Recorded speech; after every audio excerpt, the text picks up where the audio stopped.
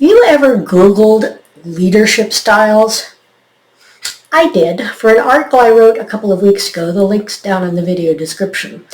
And what I found was that just about every leadership website or leadership-related website has a different number, ranging from, I think the lowest was 4 on up to 11.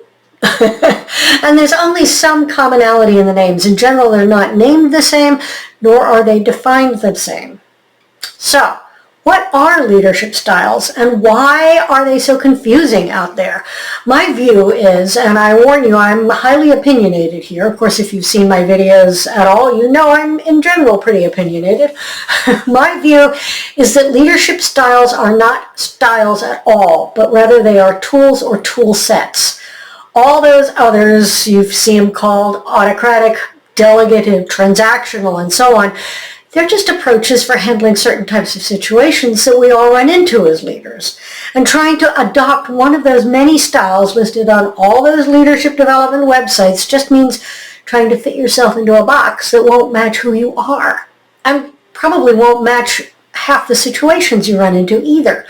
And what's more, depending on the extent of the mismatch, it will feel awkward and inauthentic to you and to the people you lead. It will almost certainly create problems from uncomfortable encounters to communication mistakes and more. And it will make you feel, to a greater or lesser extent, like you're not doing it right.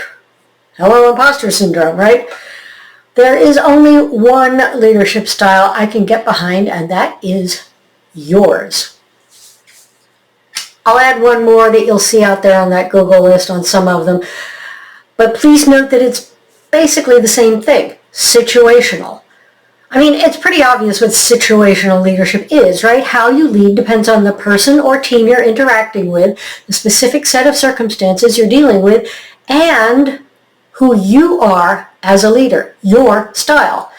So I go back to saying there's really just one leadership style, which some people have named situational, but it's yours, no one else's. And it's basically made up of 3 things. Thing 1 is who you are at your core. These are the things that just make you, you. They're not values, that's the second thing. They're how you behave no matter what. This is your base operating system. You don't have to think about these things, they just are. For instance, I'm what I tend to call pathologically organized. I can't not be organized. It's almost literally physically painful. People give me credit for it, but it's just who I am. I don't have to make the slightest effort to stay organized, but I would have to make a significant effort to be disorganized. So who you are at your core, just your base operating system. Thing 2 is your values.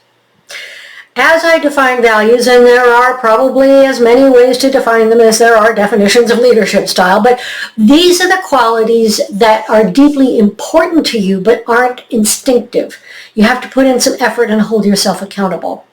One of my values, non-judgment. I hold it as profoundly important to me, but that doesn't mean I always manage to practice it. It takes work and care to catch myself when I'm about to slip, and then some self-forgiveness when I do slip. So, values is the second one. Thing 3 is your philosophy of leadership, which is often pretty related to your philosophy of life. What do you believe about leadership and how leadership works at its best?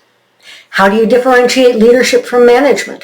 What would you like your team to say about you as a leader? Is there something you've already heard them say about you, and did you like it? Sometimes the things people say aren't necessarily meant as a compliment, but we can choose to take them as such. I've been called a badass, once as a compliment and once quite definitely not. I've been told I don't, quote, suffer fools gladly, which also was not intended as a compliment. In fact, it was on my performance review as a negative, but I choose to take it as one. And I've been told I'm decisive, which was definitely a compliment. My philosophy of leadership is that at its best, it helps people do and become more than they thought they could in ways that are meaningful to each of them individually.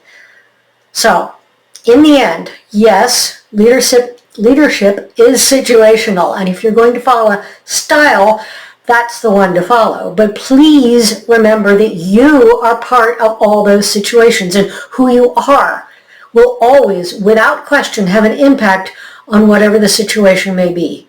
If you know those three things, who you are at your core, your values, and your philosophy, then you have what you need to decide how to handle any given situation. And yes, it takes learning and practice and understanding the tools of leadership. The capacity for leadership is something we all develop over time. But then all those other leadership styles, which are, as I said, more accurately aspects or skills of leadership, are yours to pick and choose from out of your leadership toolbox. So, what do you think? Do you know your answers to those three aspects of leadership? Any questions? Any aha moments? Drop your questions and comments in the comment section. I always come back to answer. And if you haven't subscribed to this channel, my channel yet, what are you waiting for? So go forth, lead in the way that fits you and your team best. Take care.